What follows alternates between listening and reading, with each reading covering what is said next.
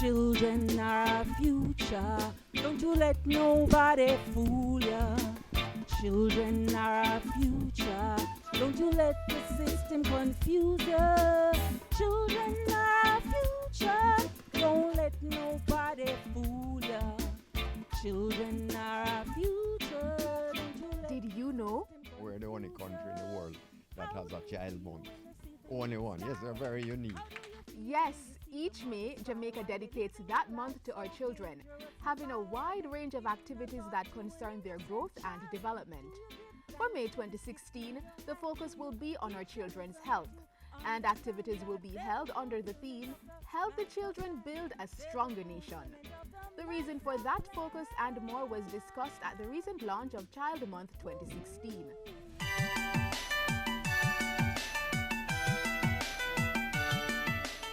The theme was selected based on the rising increase in the degenerating and mental health diseases being found in our children today.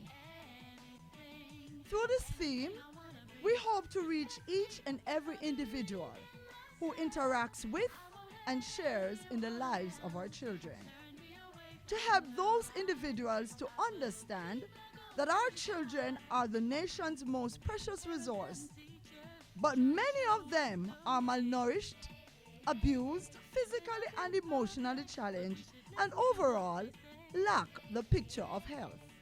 What do we mean by healthy children? And more importantly, how do we make this theme into a reality? This year, you will see a little difference because the Ministry of Education, Youth and Information is taking a holistic approach to Child Month. And in this regard, we will partner with a number of entities to ensure that conversation and action are garnered around four critical areas in relation to our children. That of education, health, protection, and of course, parenting.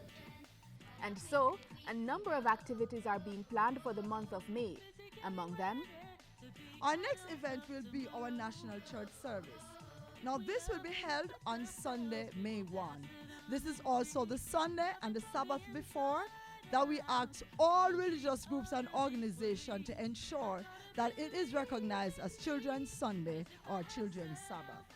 We will be having our national service at the Emmanuel Apostolic Church in Portmore, and it starts at 11 a.m. On National Children's Day, we have forward the day to be celebrated on Friday, May 13th. This year, with the help of the minister, we are going to 5 different locations. You will hear more about it. On the 25th, though not on our calendar, we will be having International Missing Children's Day. It is a day that we will choose not to forget all our children who went missing. On Saturday 28th, we will be having our Children Health and Wellness Fair. It will be held, by the way, at the Douglas Orain Auditorium at the Woolmers Boys School on the 28th at 10 a.m. we start. But why is this so important? Because our aim is to assess, diagnose, and refer children with various physical, emotional, and psychological needs.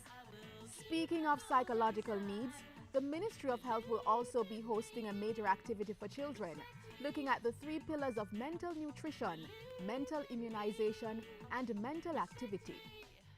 We have actually started celebrating a National Child and Adolescent Mental Health Day.